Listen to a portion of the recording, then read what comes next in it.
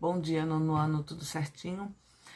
Vamos iniciar então o nosso segundo bimestre, né? Fechamos com aquela nossa avaliaçãozinha.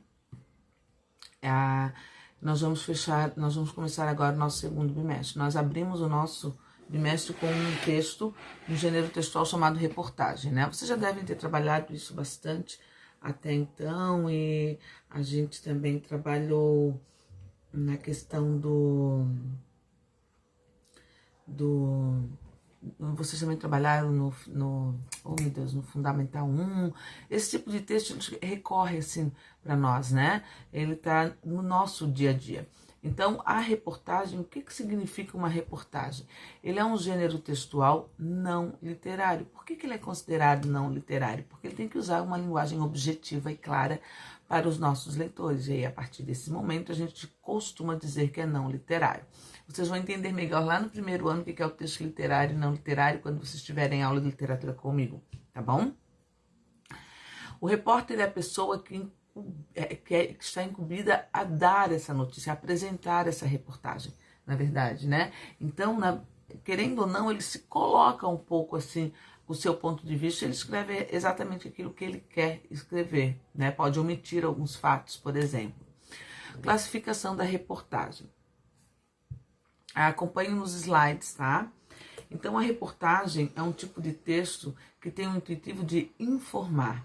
A única função que ele tem é informar sobre um determinado assunto, tá? Ele é um texto expositivo, informativo e descritivo, narrativo e opinativo. Olha quantos gêneros tem dentro desses gêneros, né? Quantos textos tem dentro desse gênero? Então, ele pode aproximar a notícia, pode aproximar tantos artigos opinativos e confundir, tá? O texto expositivo o texto é expositivo, informativo, porque ele expõe sobre um determinado assunto com o intuito principal de informar o leitor. Podem também ser textos descritivos e narrativos, porque uma vez que eles descrevem as ações e incluem tempo, espaço, personagem, eles estão fazendo uma narrativa.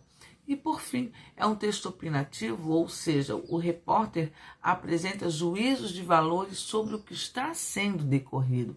Então, querendo ou não, ele vai colocar o valor daquela reportagem, tá? Se ela é importante ou não. Talvez a reportagem para mim não seja tão importante como seja para ele, né? Mas ali ele já está colocando esse intuitivo. Então, automaticamente ele é opinativo, não que ele vai dar uma opinião própria, né, do que está acontecendo. Geralmente são textos mais longos, né? Opinativos e assinados pelos próprios repórteres. Quem faz a reportagem, né, assina esse texto. Enquanto a notícia é um texto rápido, né?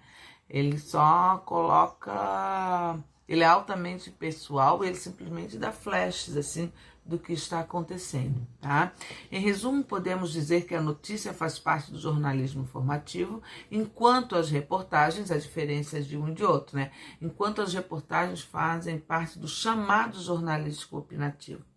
Por esse motivo, a reportagem é um texto que precisa mais tempo para ser elaborado, claro. Ele precisa saber o que aconteceu, ele precisa de argumentos, ele precisa até mesmo de outras opiniões para saber, né? Às vezes uma entrevista com alguém para poder chegar à conclusão daquela reportagem.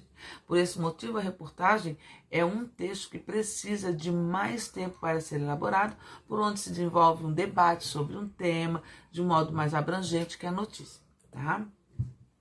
Aí nós temos, como todo texto, né, a reportagem tem a sua estrutura. Embora apresente uma estrutura similar à da notícia, a reportagem é mais ampla e menos rígida na estrutura textual. Ela às vezes pode utilizar de outras linguagens, né? Ela pode incluir a opinião, interpretação do autor ou de outras pessoas, né, que presenciaram, né, que querem dar a sua opinião sobre aquela notícia, sobre aquela reportagem, e aí ela automaticamente o autor, o repórter, ele dá a voz àquela pessoa, tá? Aí então nós temos a estrutura ali como nos coloca o slide, que é o título principal e secundário, o lead. e o corpo do texto, tá? Aí na próxima eu coloquei ali coloquei uma reportagem, só que não apareceu, ela cortou, né? Mas ali nós temos as características de uma reportagem, que são textos escritos em primeira ou terceira pessoa, porque depende, né? Quando ele dá a voz a outra pessoa, pode ser utilizado em primeira pessoa. Presença de títulos, né? Que nós temos o principal e o secundário. Temas sociais, políticos e econômicos, é o que circula geralmente no nosso dia, no nosso cotidiano, né? Linguagem simples, clara e dinâmica, como todo jornal. Ele precisa usar a norma culta da língua portuguesa, sim, mas ele tem que ser simples e objetiva, porque a mesma pessoa lá de alta escolaridade que conhece, tem um vocabulário muito amplo, ele vai ler quanto aquele que tem menos escolaridade. Então, o jornal ele tem que atingir a qualquer público, tá? O discurso direto e indireto, né? Direto quando ele tem as perguntas e respostas das pessoas que são entrevistadas para compor a reportagem, e indireto quando ele mesmo assume a resposta da outra pessoa. Objetividade e subjetividade, subjetividade é quando ele coloca, é escrito em primeira pessoa e coloca o sentimento, né, um tipo de sentimento relacionado àquele motivo, né? Linguagem formal, quando eu falo formal, não é difícil, não é usar palavras difíceis, é usar a norma culta da língua portuguesa. O que é usar a norma culta da língua portuguesa? É usar todos os padrões, todas as regras gramaticais, né, que a gente aprende na língua portuguesa, tá? Linguagem formal, tá? Textos assinados pelo autor. Então, o repórter vai assinar o seu texto. Gente, espero que tenha ajudado. Então, nós temos aqui as páginas. Eu quero que vocês, tudo que estiverem aqui não tem para marcar como importantinho, não tem, tá?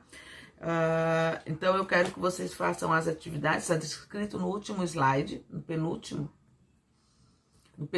slide, que é da página 3 à página 10. Eu queria que nós fizéssemos juntos algumas, assim, que vocês pudessem tirar as dúvidas. Eu vou fazer só até aqui, porque logo nós vamos ter aula ao vivo, né, na outra semana. Então, aí a gente pode discutir um pouquinho as atividades que nós vamos fazer juntos, tá bom? Um beijinho. Tô aguardando as dúvidas de vocês aqui agora, tá? Morrendo de saudade de vocês, meus amores. Espero que isso acabe muito agoniada para ver vocês em sala de aula, tá? Saudades imensas. Vocês não têm noção.